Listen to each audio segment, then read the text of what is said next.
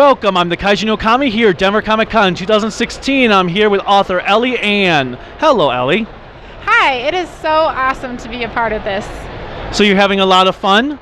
Yeah, these places are really inspiring to me just because of all the artists, all the creators. There's just so much creative energy here and I get like super fueled up. Yeah, it's been a blast. Have you gotten to do a lot of panels? Have you gotten to go to any panels yourself? I've been on 3 panels this weekend and they are all really great. Really like it because like I learn a lot, you know, and just the interaction with peers is really fun.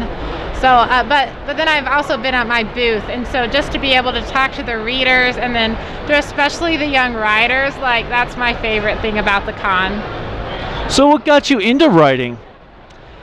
It's like kind of a weird story because my best friend and I, we made a we made a bet with each other that we had to do something that year that we'd always wanted to do but never have done. So we decided to run a half marathon together and write a book in NaNoWriMo. So we trained for 6 months and ran the half marathon, and then in November we wrote a book. And it turns out, like, you know, I've always loved running, so I have continued to run, but that was the first time I wrote, and it just connected to who I was, and so I haven't stopped writing since. But it all started on a bet. So do you put yourself into the characters that you do? I actually don't. I like learning about new people. I like learning about new characters. And I think that the beauty of art is putting yourself in someone else's shoes. So I try to write about people that aren't like me. Sounds good. Now, your world building, how did you build your world up? That's one of my favorite parts because you are God and you are creator. So depends on, you know, the characters and plot. What parts are going to be important. You know, like I'm not going to create some money system or some banking system if we never talk about the bank and money. So specifically for this world, it has magic, but all the mages are either killed or working for the evil king. So, you know, I kind of start with that premise and then I go from there. So like, what are the outlying neighbor kingdoms like? And then are there monsters? Are there, you know, is there a religion? What's going on? And then I just start answering those questions. It is very fun to create worlds, especially anything. What type of monsters have you created, if any, in your books? Because kids love those. Yes, they do. One of my favorite monsters is in the science fiction world. They're called Amar, and they're basically eternal alien mothers. And they're really relatable in a way, but they have these, you know, awful bug pinchers, appendages, and they're totally my favorite monsters. And now, you've written a couple of books. Have you noticed yourself improve from the first book to what you have currently done? Yes, thank goodness. There's always something that my editor teaches me, that, you know, my publisher teaches me, and there's so much room for improvement.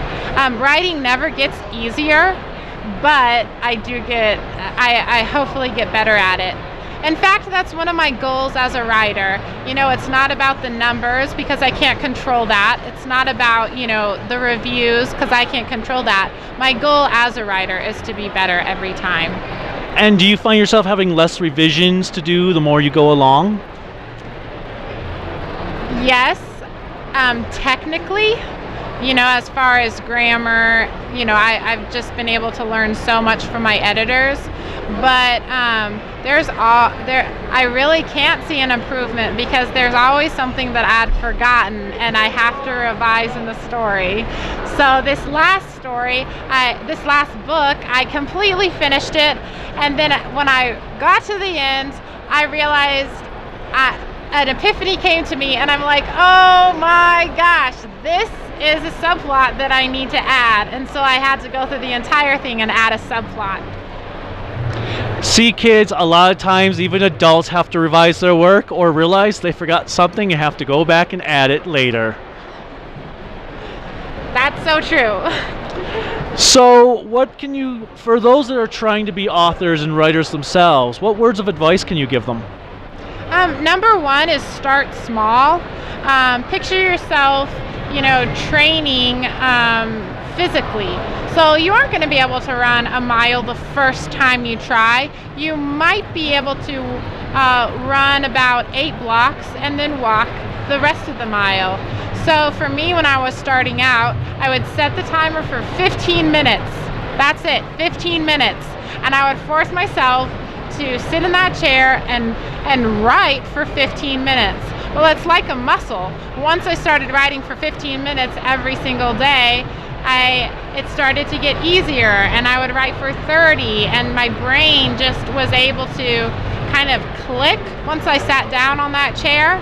It wasn't as much work, and then and so just start small. Now, do you feel that having the ability between physical print books and digital books, that there has been a big difference in them? A big difference in what part? And do you do anything different because you're writing to also know that there's going to be digital copies? No, I don't have to do anything different, except when it comes to illustrations, then it's, has to be designed by a designer. All right, and do you have any final words for my audience? Just that if you're a writer, you are very important. These stories are, essential to becoming who you are, so don't give up. Well, thank you so much for your time. Until next time, guys, bye.